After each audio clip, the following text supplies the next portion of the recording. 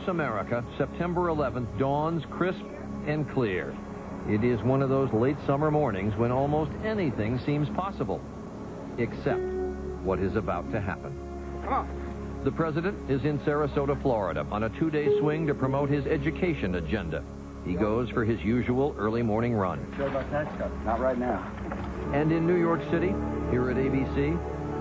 Good morning, America. How nice to see all of you. I'm Charles Gibson. I'm Diane Sawyer. It's Tuesday, September 11th, 2001. And looking pretty good so far. We've got 60 degrees at Dulles Airport, 66 at Reagan National today. In Washington, everyone is talking about Michael Jordan, and will he return to pro basketball?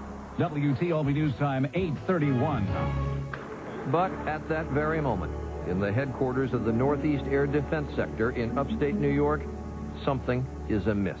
I have FAA on shout line, Boston Center. They said they have a hijacked aircraft. NEADS, as the Air National Guard installation is known, is part of NORAD, the North American Air Defense Command, and Colonel Bob Marr is in charge. I was already in the battle cab that morning. We had the fighters with a little more gas on board, a few more weapons on board. On this morning, they are in the midst of a full-scale training exercise. Normally, there would be only a handful of military fighters on duty across the U.S. We had 14 aircraft on alert, 7 sites, 2 aircraft at each site. At a command center at Tyndall Air Force Base, Florida, Major General Larry Arnold hears about a bogey, an unidentified aircraft.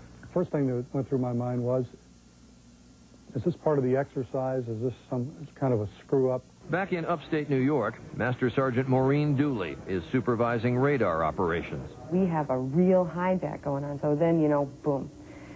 We're all in the urgency. Lieutenant Colonel Dawn Deskins is the mission crew chief for the exercise.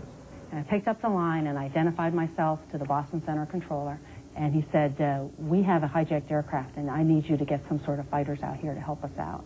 So what I did was call General Arnold and said, boss, I need to scramble Otis. And I said, go ahead and scramble them, and we'll get the authorities later. At Otis Air National Guard Base in Massachusetts, 2 F-15 fighters are at their battle stations. Engines quiet, cockpits empty. Right about that same time that I was making that call, American Airlines Flight 11 Heavy was crossing the border from Massachusetts into New York, and he turned off his transponder. Top guns, with the code names Duff and Nasty, wait for orders. The radio crackles. He said, it's Otis Tower, something about a hijacking. He said, this looks like the real thing. The pilots fire their engines and roll onto the runway. At NEADS, radar operators desperately search for American Flight 11. At this point, we don't really know where the aircraft is. We just know that the FAA has lost contact. Its transponder is off, so the airliner no longer signals its identity, altitude, or speed. The 767 is lost amid the clutter of more than 2,500 planes in the air this morning over the Northeast alone. We were going by the old-fashioned method of what was his last known speed, his last known heading, his altitude, and we were trying to kind of map it out on the scope. I hate to say it, but that was probably a perfect tactic, because it's a perfect arrow right to lower Manhattan. It is 8:46 a.m.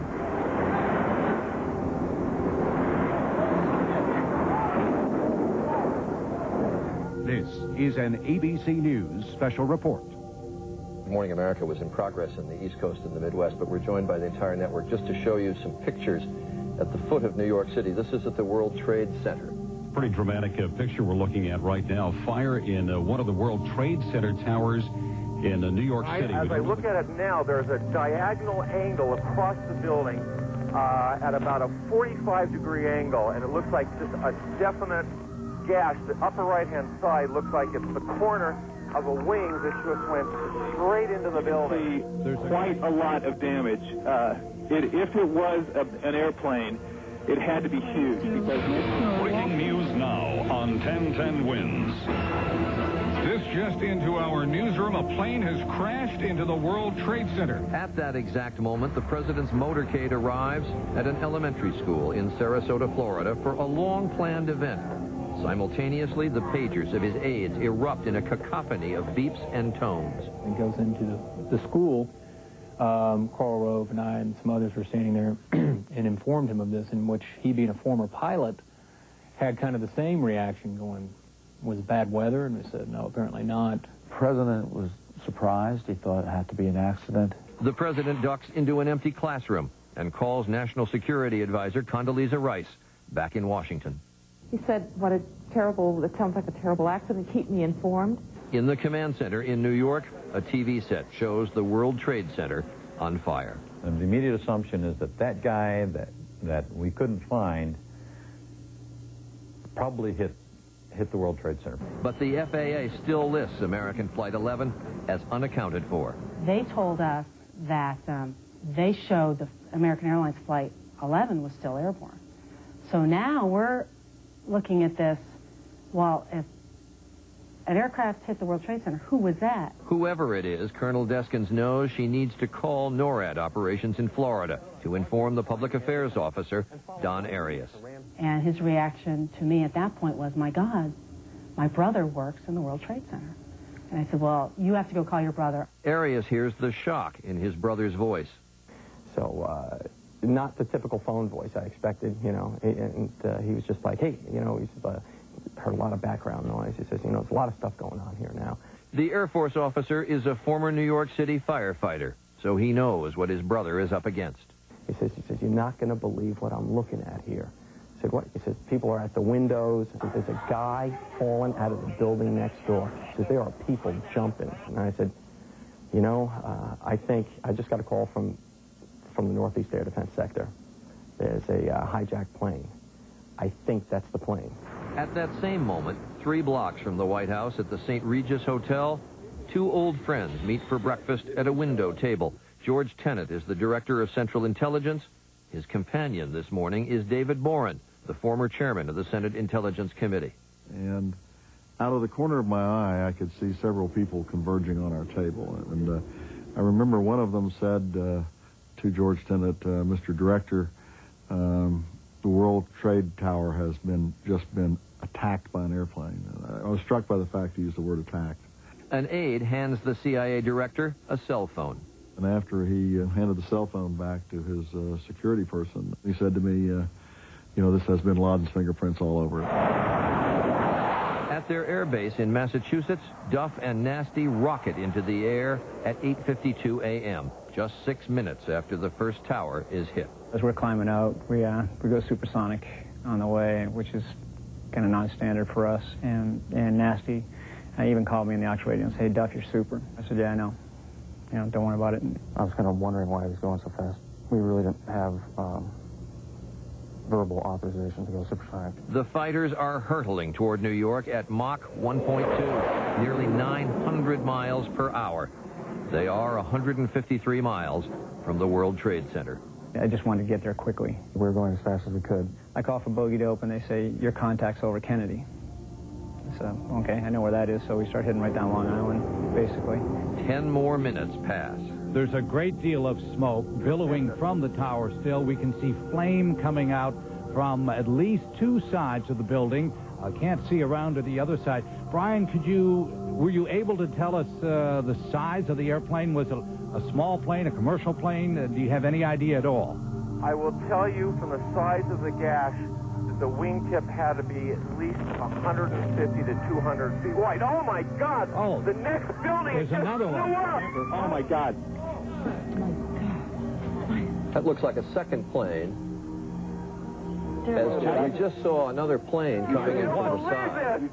The second tower has exploded from about the 20 stories below in a gargantuan explosion. So this looks like it is some sort of a concerted effort to attack the World Trade Center that is underway.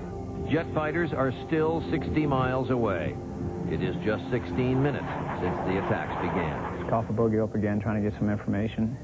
And at that point, they said the second aircraft just hit the World Trade Center. That was news to me. I thought we were still chasing American 11. There was smoke from fire blowing southeast towards New Jersey. I had my head down, basically looking at the radar scope, and we were about 60 miles out. I could see the smoke from the towers. So at that point, obviously, everything changed. When the second aircraft flew into the second tower, it was at that point that we realized that the seemingly unrelated hijackings that the FAA was dealing with were in fact a part of a coordinated terrorist attack on the United States. At the Pentagon, Brigadier General W. Montague Winfield is in the loop with the Air Defense Command, and he alerts the Pentagon brass. The senior military and civilian leaders in the building began to filter into the National Military Command Center to get a situation update. And as you can imagine, the reports were numerous and conflicting. We would get duplicate reports, and we would get bogus reports. In Florida, President Bush is in the middle of a reading lesson with second graders. He doesn't know about the second crash. Ann Compton is covering the president this day. It all came to a blinding moment of realization when the president's chief of staff walked over to the president and whispered to him, "Nobody interrupts the president, not even in front of a second-grade classroom." I tried to be very efficient with my words. I knew that this was not the place to stand and have a conversation with the president. I said, a second plane hit the second tower. America is under attack. And then I backed away from the president. And the president's eyes got wide, and the face told it all. Something terribly grave, something terribly serious, something beyond imagining. I think there was a moment of shock, and he did stare off, maybe for just a second. So much so that I wrote it down in my reporter's notebook by my watch, 9:07 a.m. The president stays calm and lets the students finish. Yeah, the president thought for a second or two about getting up and walking out of the room, but the drill was coming to a close, and he didn't want to alarm the children. Instead, Bush pauses, thanks the children, thank you also very much for showing me your reading skills, and heads for the empty classroom next door. He came back into the holding room. We had found a television, so we brought a television in so we could see TV, and they were replaying the crash over and over again. And next to him, as he's walking by in the classroom, you can see on the TV monitor the building's burning. White House photographer Eric Draper is with the president this day. His job is to chronicle Bush's every move, in public and in private. We're seeing the video of the second plane hitting the second building for the first time. And that's why you see Dan Bartlett pointing to that video. You almost can't believe what you're seeing, and just instinctively just pointed at it. And but at that point, the president briefly looked back at the images. The president said, I'm going to need to make a statement before we leave here. He was red, and I seen that he had tears in his eyes, so I knew something bad had really, really happened. His face was just red, and his lips were just trembling. He kind of stuttered when he talked, and he kind of said it all slowly. Today we've had a national tragedy. 2 airplanes have crashed into the World Trade Center in an apparent terrorist attack on our country. Quick goodbyes, and then a race to the Sarasota airport. At that moment, in the White House, I was in my West Wing office. The Secret Service had come in to his office. I think it was 2 or 3 agents, which is very unusual. David Borer is another White House photographer, assigned to Vice President Dick Cheney. And agents came inside the office and said, sir, you have to come with us. Put his hand on the back of my belt, grabbed me by the shoulder, and sort of propelled me down the hallway. And to an underground bunker, the President's Emergency Operations Center, PEOC they call it. It's got blast doors on each end. There's a secure phone there as well as a television set. Up above, National Security Advisor Condoleezza Rice is trying to find the rest of the President's team. Secretary of State Colin Powell is in Peru. Attorney General John Ashcroft is in the air. And Federal Emergency Management Agency Director Joe Albaugh is at a conference in Montana. As I was trying to find all of the principals, the Secret Service came and said, you have to leave now for the bunker. The Vice President's already there. There may be a plane headed for the White House. There are a lot of planes that are in the air that are not responding properly. In the bunker, the Vice President is joined by Rice and Transportation Secretary Norman Mineta. Someone came in and said, Mr. Vice President, there's a plane out 50 miles. Mineta confers with Federal Aviation Deputy Chief Monty Belger. And so I said, Monty, what do you have? He said, well, we're watching this target on the radar, but the transponder's been turned off, so we have no ident. We have no identification. At the FAA's Air Traffic Control Center near Washington's Dulles Airport, Danielle O'Brien is at a radar scope. It was an unidentified plane to the southwest of Dulles, moving at a very high rate of speed.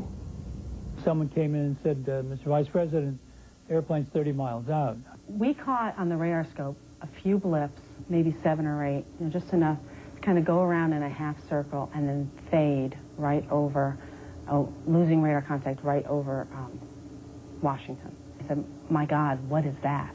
He was fast, and it would be unprecedented for a commercial plane to come screaming through your airspace at that kind of speed, unidentified, without making some type of communication. We knew that he was headed in that direction, and we were calling Washington Center. Oh my God, he's coming towards you. The fellow came in and said it's 10 miles out, assuming that it was coming into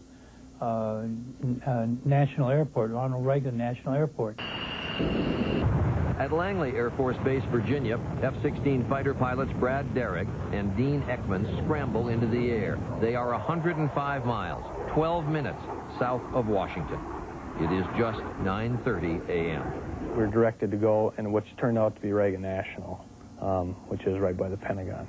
Our supervisor picked up our line to the White House and started relaying to them the information. We have an unidentified, very fast-moving aircraft inbound toward your vicinity, 8 miles west, 7 miles west, and it went 6, 5, 4. And he said, uh-oh, we just lost the bogey, meaning the target went off the screen.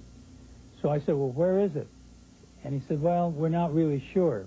I happened to look up to my left, and there is the airplane. The airplane is about 25 feet above the ground, and it's about 150 to 200 yards away and coming at us.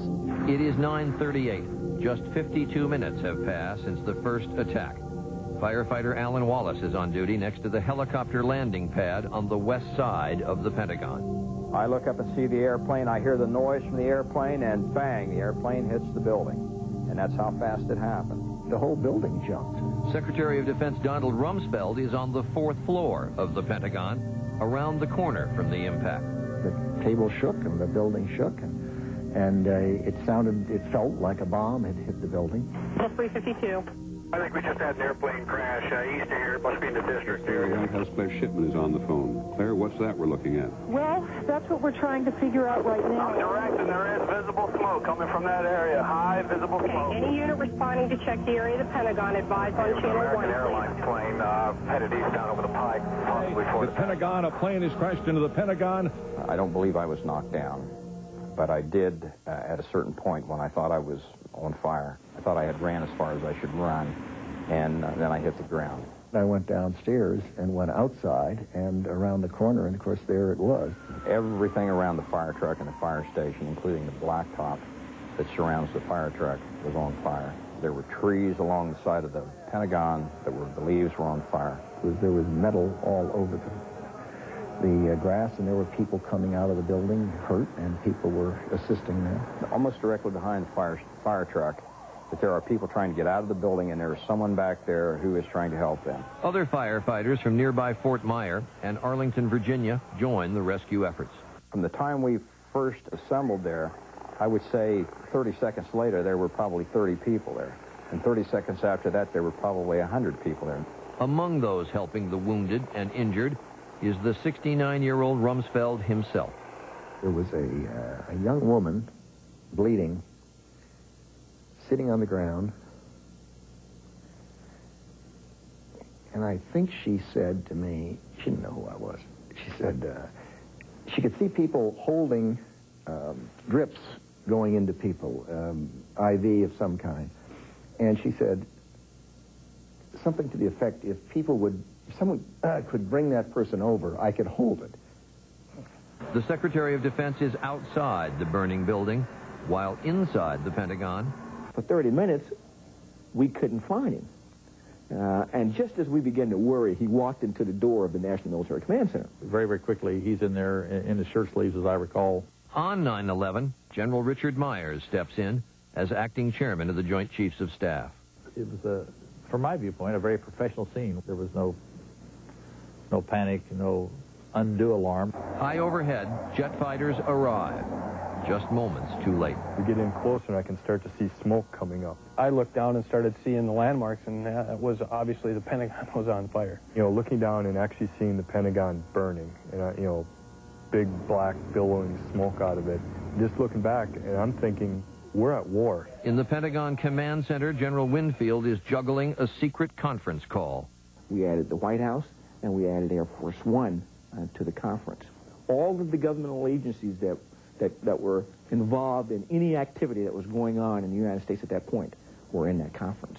Rumsfeld orders U.S. forces to DEFCON 3, the highest alert for the nuclear arsenal in 30 years. The smoke got intense at one point. I actually recommended the Secretary, you know, maybe we ought to think about an alternate location. They wanted to evacuate us in the building, and I decided I'd prefer to stay.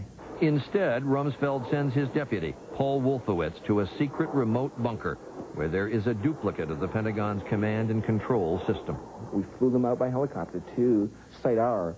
The deputy SecDef flew out there, and he was in charge of our alternate site. Just moments earlier on Capitol Hill, to testify before Senator Edward Kennedy's Education Committee, the First Lady learns about the New York attacks. Our hearts and our prayers go out to the victims of this act of terrorism, and that our support goes to the rescue workers. We had walked down the corridor, and just as we were about to get in the elevators, the Secret Service said, is there someplace we can go right away? And we heard that the Pentagon had been struck. The Pentagon crash literally reverberates in congressional corridors. In under an hour, 3 hijacked planes have struck buildings in New York City and Washington. Police warn the leaders of Congress the Capitol building could be next. Well, they said, we think there's a plane heading for the Capitol. Some Capitol policemen broke into the room and said, we're under attack. I've got to take you out right away. As I looked up, hung up the phone and looked back down the window, out my window and down the mall, this huge cloud of rolling black-blue smoke was coming across. When I looked out that window of my office, and I could see the smoke billowing up from the Pentagon, and my immediate impression, you know, we're fixing to be hit too, and let's get out of here. People were just as fearful as I've seen. I saw looks in senators' faces, looks in staff faces I've never seen before. Get off the sidewalk. Workers, tourists, senators scattered as word spreads of another hijacked plane. The plane is heading for the Capitol. The Senate chaplain offers a prayer. So, Lord, be with us. Moving everybody back. Moving everybody back. I'm thinking to myself, here I am, Speaker of the House, something I never dreamed would ever happen to me, and we're evacuating the Capitol. It just can't be happening to us. Speaker of the House Dennis Hastert is third in line of succession to the presidency. I was put in one of our secure automobiles, and the next thing I knew, I was hurtling through the back streets of Washington. The other leaders jam into a room 2 blocks from the Capitol. We were in a vulnerable position. We were all in one place, and I started asking, you know, who's in charge here? We were like everybody else. We were in complete chaos. I think it might be a good idea if we got out of this crowd situation. Hey, John, Boyd. Some leaders rushed to the west front of the Capitol, where military helicopters await. Then we flew over the Pentagon and just saw the remnants of an airplane into the side of the Pentagon with this whole facade caved in with black smoke and thousands of people gathered around. It was a terrible sight. While in Florida, the president hurries aboard Air Force One. He was virtually shoved on board the plane. The rest of us being forced to move faster, faster, faster to get on board. The president sat down in his chair, motioned to the chair across from his desk for me to sit down, and before we could both of us sit down and put on our seatbelts, they were rolling the plane. And they stood that 747 on its tail and got it to about 45,000 feet, but as quick as I think you can get a big thing like that up in the air. It is 9:55 a.m. It seemed we were wheels up in nanoseconds. Ellen Eckert is a White House stenographer. The chatter in the press section of the plane where I was sitting was, where are we going, and we were looking out the windows trying to see if we could figure out geographically where we were going. That's what the president is trying to decide up front. I was focused on getting the president in a safe environment, which meant on the plane, and the plane should be in the air. And then it came a question as where should the plane go? He said, I'm coming back. And I said, you may not want to do that, Mr. President, because Washington's under attack. We don't know where the next attack is coming. Press Secretary Ari Fleischer is keeping notes. Turned to the head of the Secret Service detail and he said, I want to go back home ASAP. I don't want whoever is doing this to hold me outside of Washington. And the head of the Secret Service detail said to him, our people are saying it's too unsteady still. There was a little bit of pulling and pushing with him to suggest that we should fly to a secure location and where we could have good communication and then make a decision when he should return to Washington. When I got to the bunker, the president was talking to the vice president on the phone, and the vice president was saying the same thing. You can't come back here. At that point, urged him not to return to Washington because it was clear then that an attack included Washington as well. So it was on the basis of that third plane that you said at that point to the president, you can't come back here. Right, we don't know what's happening. On board Air Force One, we seemed to be flying forever, and one of the Secret Service agents leaned over to me and said, look down there. We're at 44,000 feet, and we're not going back to Washington. Deep beneath the White House, Transportation Secretary Norman Mineta issues an unprecedented order. Their planes are coming into the eastern seaboard, turn them around and get them going west. If they're going west, have them land at their destination, but in any event, if they're not too far away, have them land. More than 4,000 planes are in the skies over the U.S. FAA policy allows pilots to use their own discretion to decide where and when they land in an emergency. But on this morning, I said, screw pilot discretion. Get the damn planes down. Up above, the Secret Service orders the White House staff to evacuate. As soon as we were outside, Secret Service agents told us to run. And they kept yelling to run. And if you looked at their faces, they wanted us to run. Everybody out! Everybody out! One of them yelled, you know, women, take off your heels and run. Take off your heels and run. And so I did. I took them off and I started running as fast as I could. The gates opened and we all went pouring out. Dozens of fighters are buzzing in the sky. F-16s scramble at Andrews Air Force Base in nearby Maryland. We were told to get airborne and protect the Capitol. I believe there's over 20 fighters, plus tankers, AWACS, you know, the other support airplanes. Total military in the area, I'd say it was probably 30-plus airplanes. Well, it never in my wildest dreams occurred to me that one day I'd be orbiting over the Pentagon that had just been hit, looking for possible incoming aircraft. In the Pentagon Command Center, there's a report of another hijacked plane, United Airlines Flight 93. We received a report from the FAA that Flight 93 had turned off its transponder, had turned, and was now heading towards Washington, D.C. We rapidly developed some rules of engagement for what our military aircraft might do in the event another aircraft appeared to be heading into some large civilian structure or population. They said if we get another one of these, you're going to have to shoot it down. You heard the Speaker of the House of Representatives say there, it can't be happening to us so much now that we didn't know then. In the next half hour, you will see how this crisis led the nation's leaders to create rules of engagement for something never before done in American history, ordering the military to shoot down a civilian aircraft. When we come back, life and death decisions in the skies over Washington. This is the first time in my career that I ever actually wanted to go out and use my airplane to kill someone. ABC's coverage of 9/11 will continue in a moment. This one. ABC News, 9/11 continues. Once again, Peter Jennings.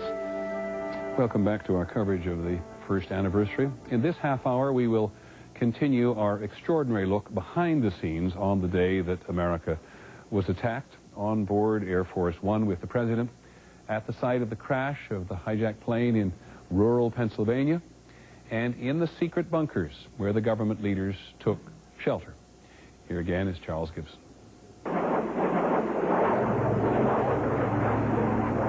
It is just before 10 a.m. Jet fighters swarm around the Capitol. One whole side of the Pentagon is just completely burning. There's ashes falling, and there's fumes in the air, and the smoke is billowing around. Only minutes before, the Pentagon was struck by a hijacked airplane. This is the first time in my career that I ever actually wanted to go out and use my airplane to kill someone.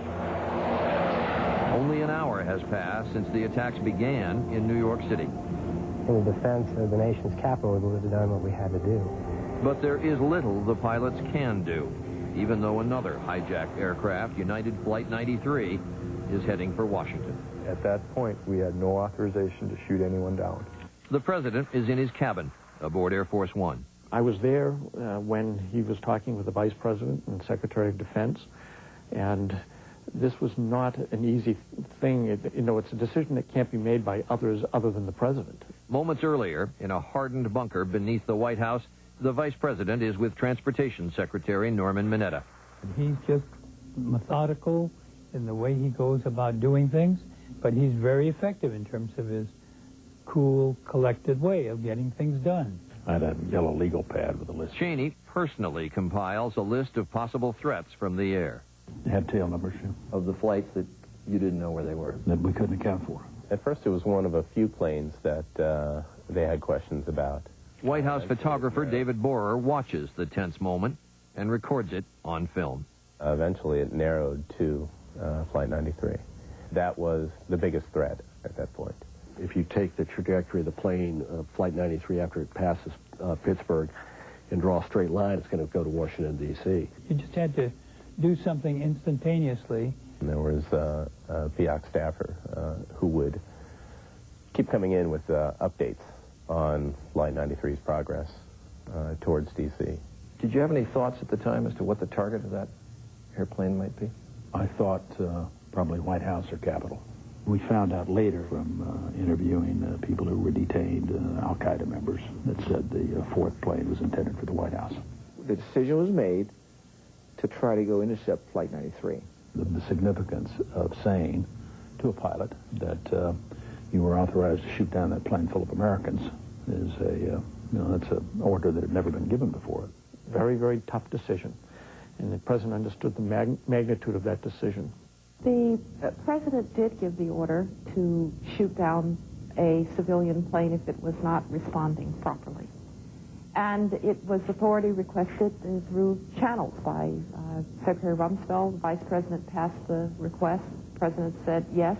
It was a totally different circumstance for our country. The thought of having to shoot down one of our own civilian aircraft. Do you remember your own thoughts as to what you were thinking that we've... Yeah, that this was a very difficult proposition, but it had to be done. If we had been able to intercept the planes before they hit the World Trade Center, would we? And the answer was absolutely yes. And the President gave the VP authority to make that call. It was a chilling moment. The Vice President briefed into the conference that the President had given us permission to shoot down any civilian aircraft that threatened Washington, D.C. Again, in the National Military Command Center, everything stopped for a short second as the impact of those words sunk in. The rules have changed. We could do something about it now. Colonel Bob Marr is in command at the Northeast Air Defense Sector base in Rome, New York. I got the call, and the words that I remember as clear as day was, "We will take lives in the air to preserve lives on the ground." Marr orders his air controllers tell the pilots to intercept Flight 93. Nothing any controller would ever want to pass to a pilot, to shoot down an airliner filled with innocent people. And we, of course, passed that on to the pilots. United Airlines Flight 93 will not be allowed to reach Washington, D.C.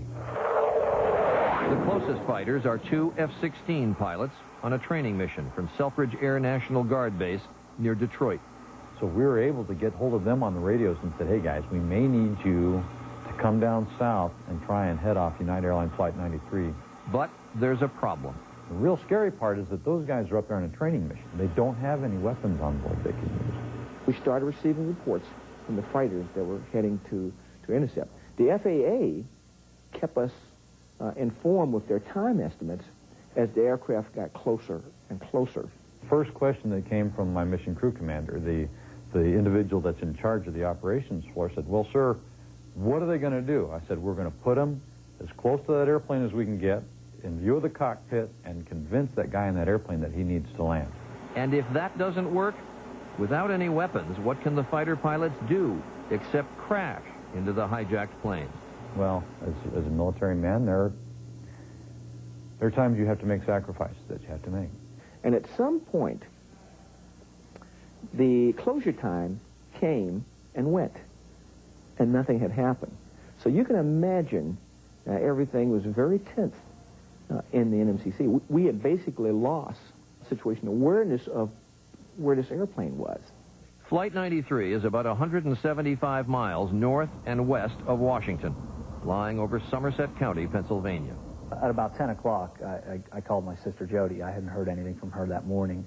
And we were talking about what was going on, you know, in New York and at the Pentagon.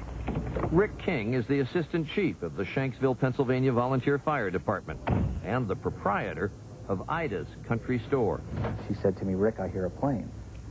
And I said, "Yeah," and she said, "It's really loud."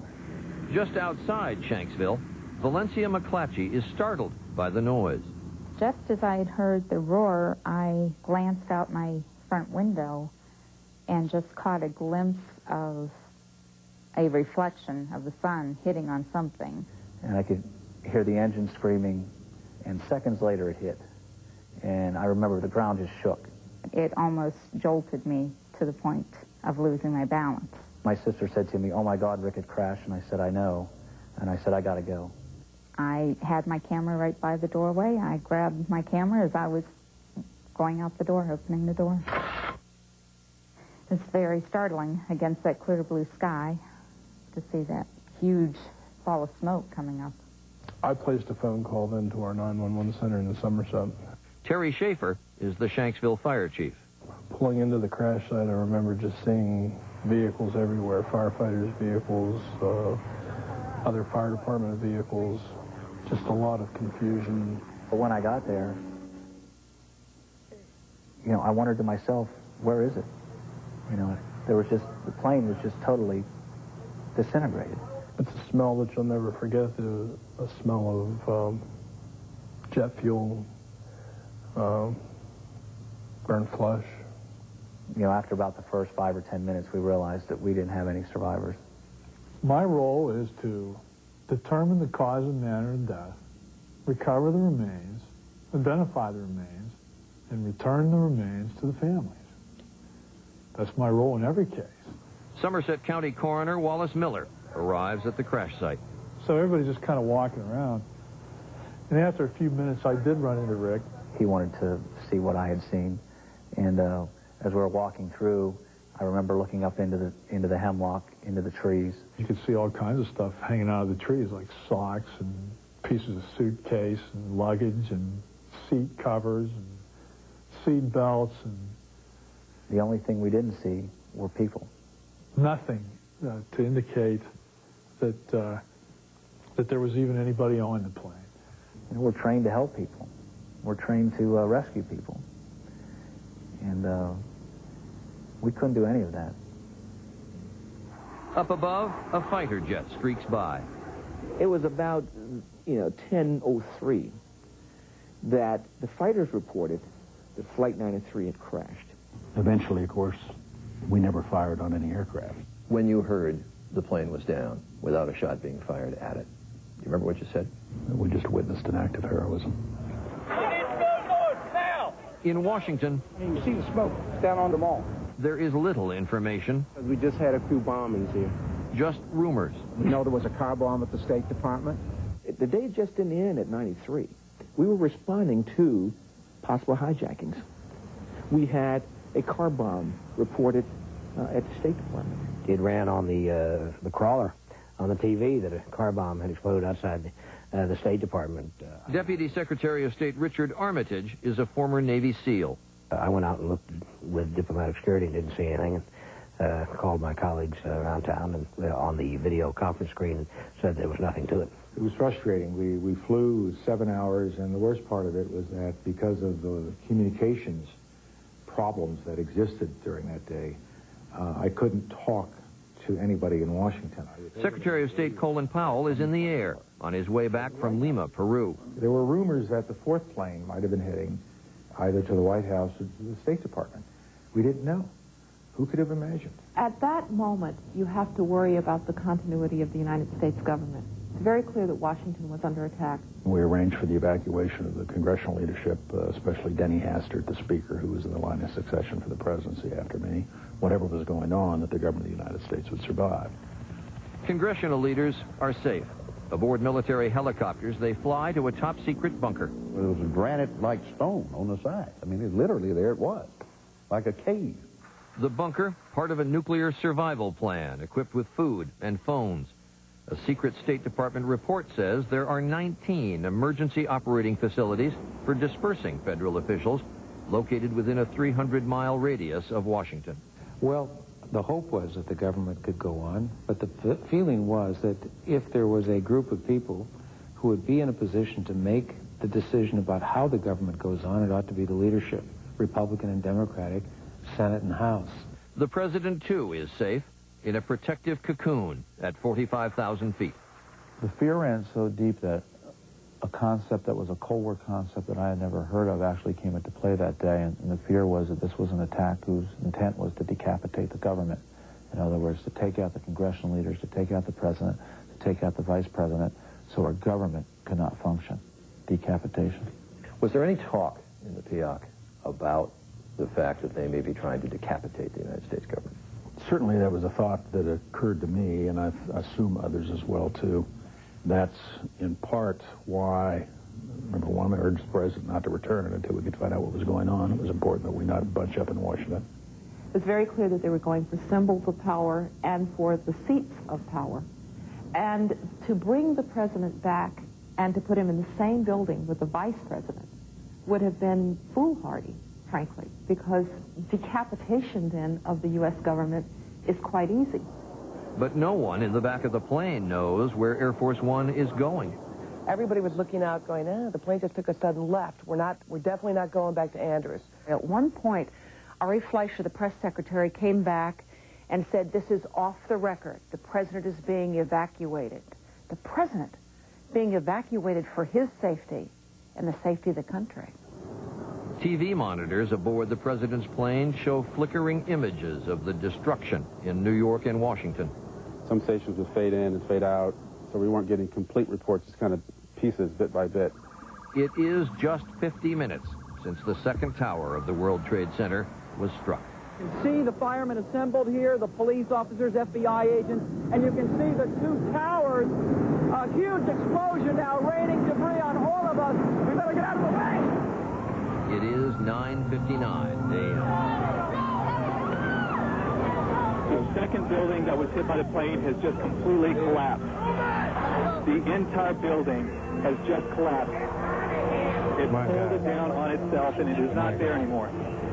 The whole side has collapsed? The whole building has collapsed. The building has collapsed. This is what it looked like moments ago.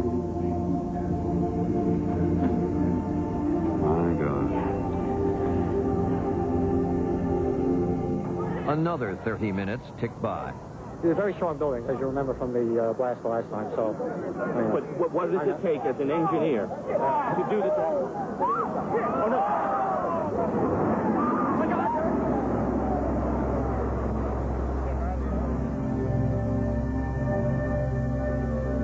The second and last tower has just collapsed. The second tower. Both trade towers have now been attacked and destroyed, with thousands of people either in them or in the immediate area adjacent to them.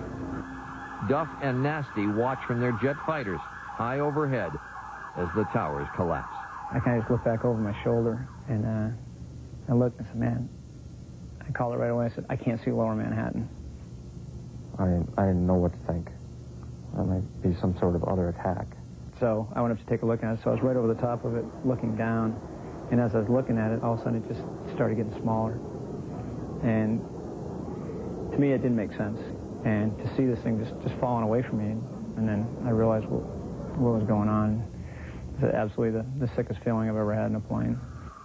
Meanwhile, in the White House bunker, mood was very somber at that point. I've seen pictures as we sat there and watched on television as you could see that first building collapse. On Air Force One, reporters recoil in horror. It's worse than any disaster movie. We'd been in the air for 2 hours, and as the plane was beginning to lose altitude, Ari Fleischer came back and told us, the president is going to keep moving. We didn't have a full load of fuel. I said, well, the nearest secure facility that we can refuel the plane is Barksdale, headquarters of the 8th Air Force. And so we flew into Barksdale. Air Force One touches down at the air base in Louisiana. It is just before noon. On the tarmac, Fleischer holds a brief news conference. I said, for the credibility of this president, not only for the American people, but for the world, you need to have press with you to say this is where the president is and what he's doing. It's not enough to have Air Force One jet off into the sunset and have none of us know where he is. Surrounded by armed guards, the president goes inside to call the White House bunker. Got on the phone with the vice president, and he said to him, I can't wait to find out who did it. It's going to take a while, and we're not going to have a little slap-on-the-wrist crap. Air Force One is refueled.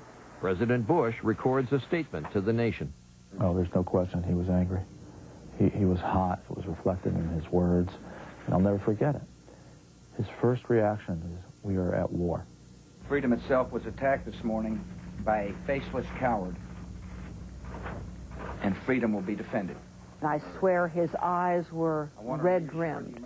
Not the crying kind of red rim, but a stress and attention.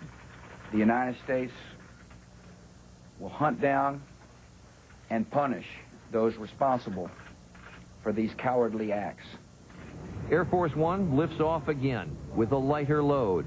Aboard are just a few key aides and Secret Service agents. The press pool has been trimmed from 13 to 5. And Ari Fleischer told us, I can't tell you where we're going. And you got the distinct feeling it's because he didn't know. Because they didn't know. I remember thinking it was like being on the Twilight Zone plane because there was nobody around anymore. The fear was palpable. Fear for the country, fear for the structure of the government, agents fearful of protecting the chain of command, the line of succession. Jet fighters appear just off the wing. This fighter jet was so close. It was so close I could see the pilot's face. And I had my face, you know, just pressed right up against the little portal window. And I can't tell you, I was instantly calm. In his cabin, the president wants to get back to the Capitol. And finally, he just basically said, I'm not going to let, whoever did this keep the President of the United States out of Washington, D.C. We're going. But first, another stop at Offutt Air Force Base outside Omaha, Nebraska. The president and his aides disappear into a tiny brick building and descend to a blast-proof bunker. It is now 3:30 in the afternoon.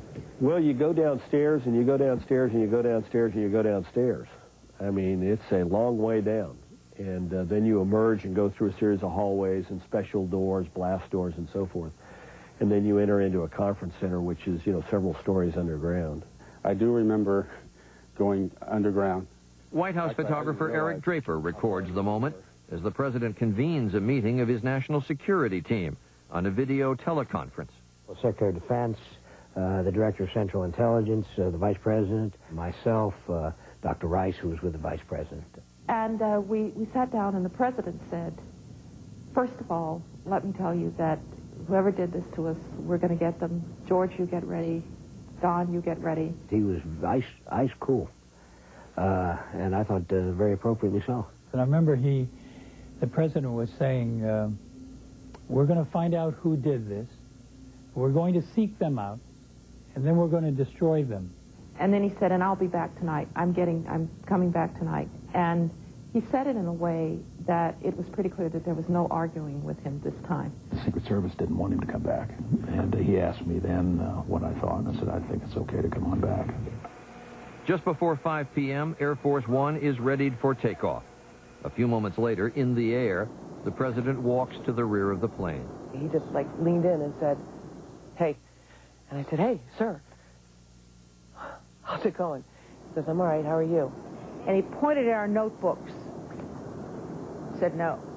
Meaning, this is off the record. You can't report this. So I said, were you able to reach Mrs. Bush? And he came over and actually patted me on the back, and he said, I just talked to her. Thanks for asking. There was an antsiness about him.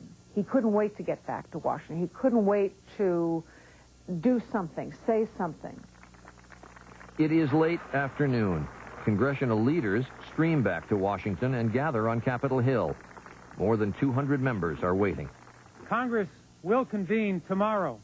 As we started to leave the lectern and the area of the steps, somebody on the House side,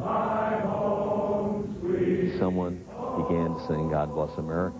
God bless America, my home, sweet home. The president arrives at Andrews Air Force Base. At approximately 6:42, POTUS Board's Marine One looks very somber, but does salute. On the way to the White House, the helicopter flew a path this day over the mall, and off the left side window you could see the Pentagon. So it was the president's first eye-to-eye connection with the attack on our country. And he said aloud to nobody in particular, the mightiest building in the world is on fire. That's the 21st century war he just witnessed. At the White House, government officials wait, with Vice President Cheney and Laura Bush. The First Lady was there when he arrived, and they embraced.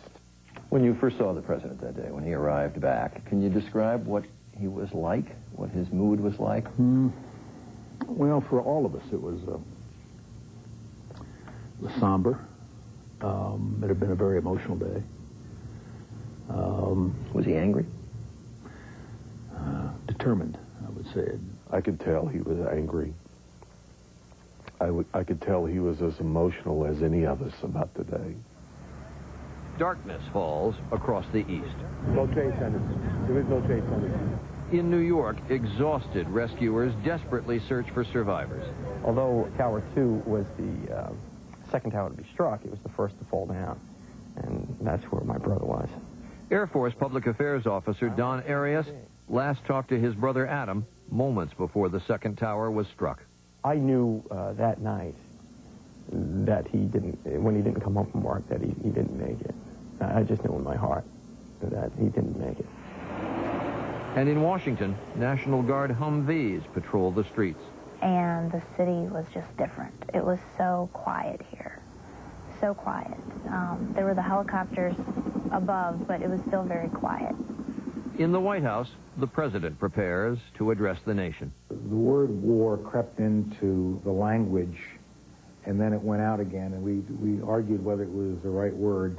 Well, he used the word during the course of the day that we were at war. My recollection is that he was concerned about that his speech that night needed in part to be reassuring to the American people. He made a number of edits and suggestions, and he finalized his words, and he addressed the American people from the Oval Office. The president sitting at his desk on the other side, just moments away from addressing the nation. And in the frame, you can see the opening words to his statement. It is 8:30 in the evening. Good evening. Today, our fellow citizens, our way of life, our very freedom came under attack. In the bunker below, CIA Director George Tenet and members of the president's cabinet and national security team watched the speech. It's one of those, moments where you can hear a pin drop. We had watched him downstairs in the PIOC, and then he came and joined us, and we, congratulated him. It was the first time we were all together. And it was a tense time, but I recall it also as being a calm time.